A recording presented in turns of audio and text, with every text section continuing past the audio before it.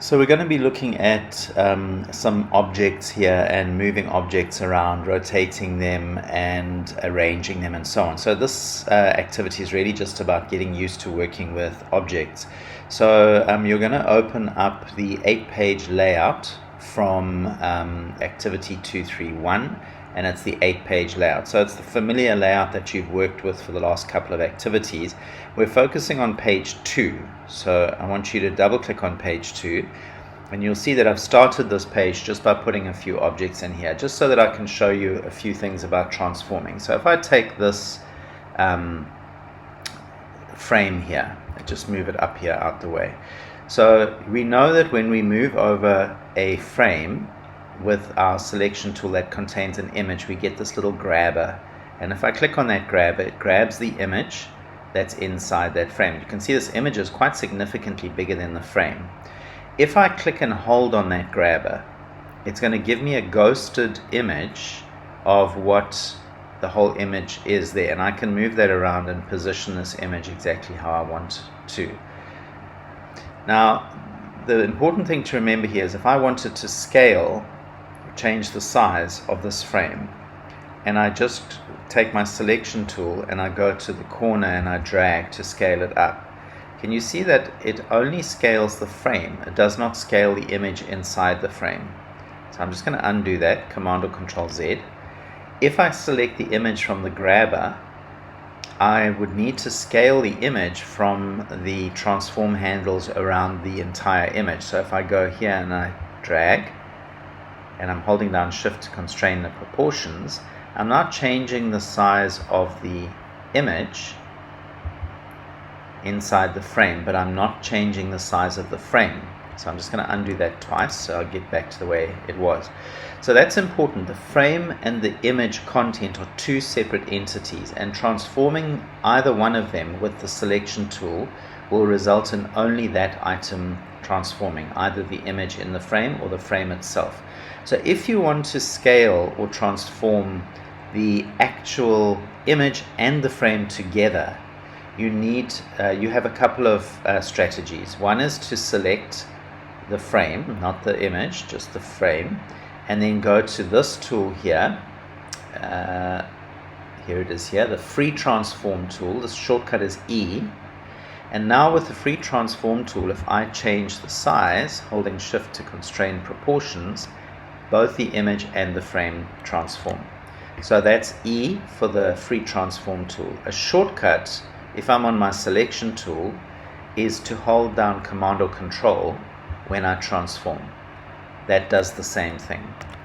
Okay, to rotate a selection, you could just go to a corner and move a little bit away from the corner until you get that curved arrow, and now you can rotate. It gives you the number of degrees that you've rotated. So those are sort of the basic transformations, and of course you can move items. The most important thing here to remember is that the image inside the frame is a separate entity, and doing normal transformations is going to transform only the image or only the frame. If you want to do very specific transformations, you actually have here with the free transform tool some items here: a rotate tool, a scale tool, and a shear tool. So shear is this. Okay, so you can read about these in the active learning, but basically normal transformations is move, scale, rotate. Then I want to talk to you about arranging things. So there's several ways of arranging objects, and that just means arranging the stacking order, assuming they are in the same layer. So we'll look at our layer here, and we've just got layer 2. In fact, we can delete the template layer now. So I'm going to take that template layer and just bin it. So we've just got everything in one layer. So that means that when I arrange, they are arranging within that layer. So the arrange setting only works within a layer. So if I, for example, take this object and I want to send it behind everything, I can right click on it, go to arrange, send to back. I'm just going to undo that. I can also go to object, arrange, send to back. I'll undo that. I can also go to my layers, and I can open it up and I can find that object. So here it is, the little red box is telling me this is the object selected, and I can drag that down to the bottom.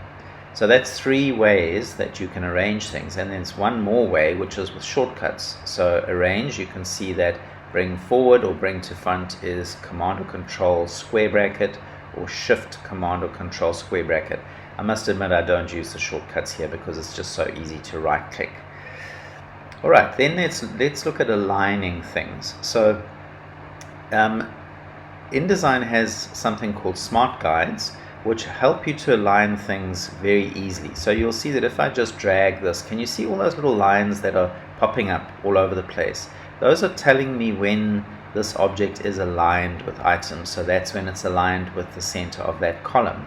Now if I take another object and I drag it, you can see that it's telling me when it's lining up with that other object. So the green is saying, okay, this item is now lined up with the other item. And if I take this one and I move it, you can see that those little green arrows at the bottom are telling me that they are an equal distance apart or distributed evenly. So these are really useful. So actually in InDesign, if you pay attention to your smart guides, you don't even need to use your align and distribute panel. But if you did want to use your align and distribute panel, let's just undo this, you can go to Window, Object and Layout, Align, and this is the panel. So if I select these 3 images and I say, okay, I'm going to align to margins, and then I'm going to say I want to align to the top, and I want to distribute across. Okay, it didn't actually work out so well. Let's say align to page, and then, oh, okay, that was my bad. Align to margins, and then top, and then distribute evenly. Okay, so the align settings, I mean, you'll get used to using them, but as I say, with smart guides, you actually most of the time don't need to use the align feature. So once you've got objects organized, it's a good idea to look at what you can group, because grouping objects together means that when you select them, they stay together, and it just helps you with layout.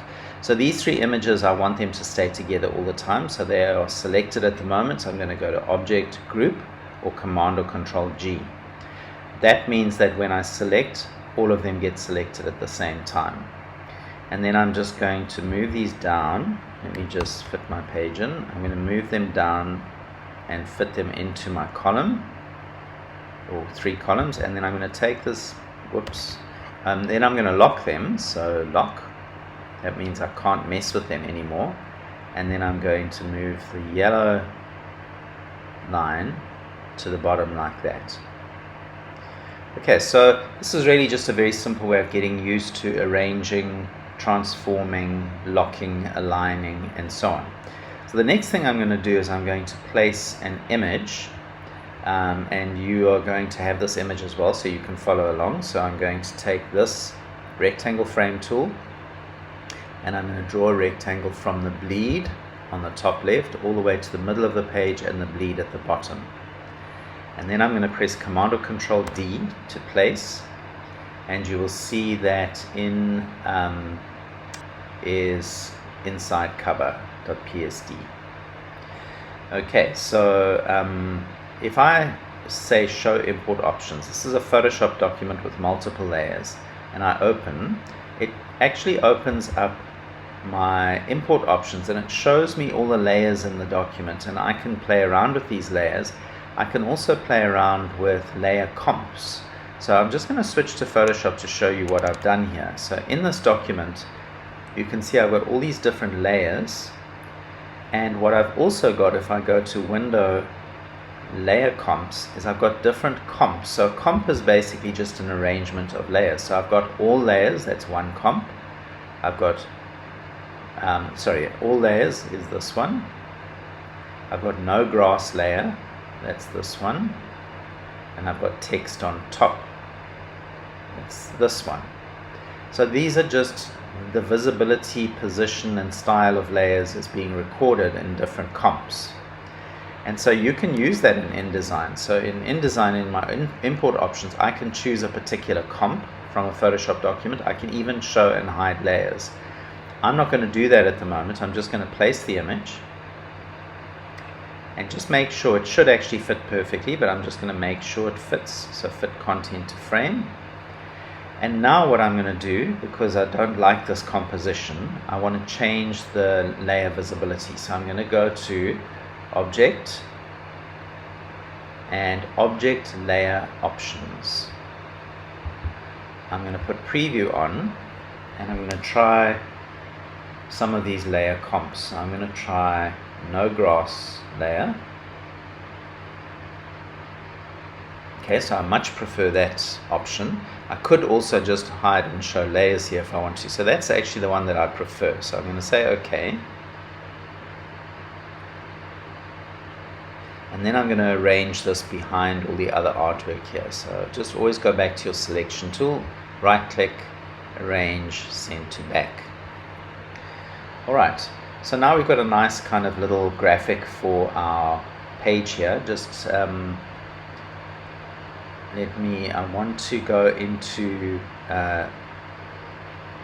this object here. So you can see it's got a little lock, so I'm going to unlock it. And then I'm going to double click on it, which means that I isolate that group. And what I want to do is select each one of these and change the stroke to paper with a 2-point size. Okay, I think that looks a bit better. Alright, just to view it without all the margins and that, W. Okay, so I actually think this yellow line should come down a little bit. Yeah, I think that's better. W to go back to normal.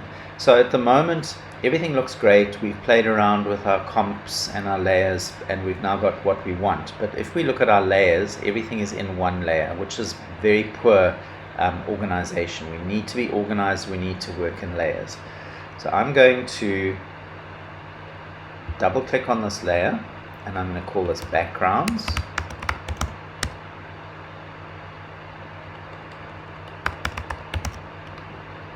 And then I'm going to create another layer, and I'm going to call it images. And another layer called graphics. And another layer called text. And now we need to be organized about this. So the backgrounds layer actually contains everything at the moment. So this Photoshop document will be in the background, so that's fine. But what I want to do is move this group to the images layer. So you can see when I select something, it highlights with a little color box what layer that selection is in. So I'm going to drag that color box up to the images layer and drop it. That now means that those images are in the images layer. Then this little yellow line is actually a graphic. So I'm going to select that, move that up to the graphics layer. So if I hide all my layers now, you'll see that there's my background, there's my images, there's my graphics. Alright, and then I'm going to go to my other pages and actually organize them as well. So we're going to do it with the master pages first. So a cover. We're going to take this, and this will be in the background, which is right. We're going to take this will be in images, and these 1, 2, I'm holding down shift here, 3, 4, 5, 6, this is all text. This goes up to the text layer. Okay, then let's go to the next master page, and layers. This will be the background. These will be images. So I'm holding shift and selecting them. Those will move to the images layer. All the blue stuff will be text. That will go to the text layer. And then this is a graphic. This will go to the graphics layer. Okay, then we're going to go to the next double page spread, and this will be our background, and these two items will be text. Okay, so that's much better organized. Now let's go to our actual pages and let's check those out. So we've got, we go to layers, we've got an image here. That's a background, that's correct. We've got this, which actually is a graphic, so that's going to go to graphics. We're going to go to, the text is coming from the master page, so that will be on the correct layer already. And let's go to pages 4 and 5. So this is a background. These are images. Okay. This is a graphic. And, ooh, I think I took the wrong thing there. Okay, this is still on the master page. Okay, so this is the background. So that's all we needed to do, is move those images into the images layer. And then we're going to go to the 6 and 7 DPS. And this is going to be a background, and the text is coming from the master page. So it's a little bit more work now to organize layers, because what we should have done is right at the beginning, we should have created our layers, and as we built our master pages, we should have been working in the correct layers. That's the right way to work. So when you're working in layers, always lock them, and when you are going to work in a particular layer, only unlock that layer, and then you're going to be really super organized with your work. Okay, so what I want you to do is to take your magazine layout that you did with your own photos and your own subject, and you're going to create a little graphic for the inside cover. You can make this your own. You don't have to use a Photoshop document. You can use any combination of images. You haven't learned how to make text yet, so leave the text out, but you're just going to create a little graphic to go on this page, and the whole idea is to get practice with creating shapes, transforming shapes, arranging, aligning, distributing, and grouping.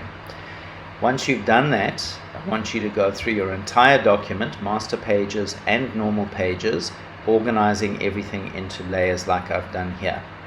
Once you've completed that, you're going to save that document, that InDesign document, and into the same place as all of your images. I hope you've enjoyed this video. Please subscribe to my YouTube channel, and see you next time.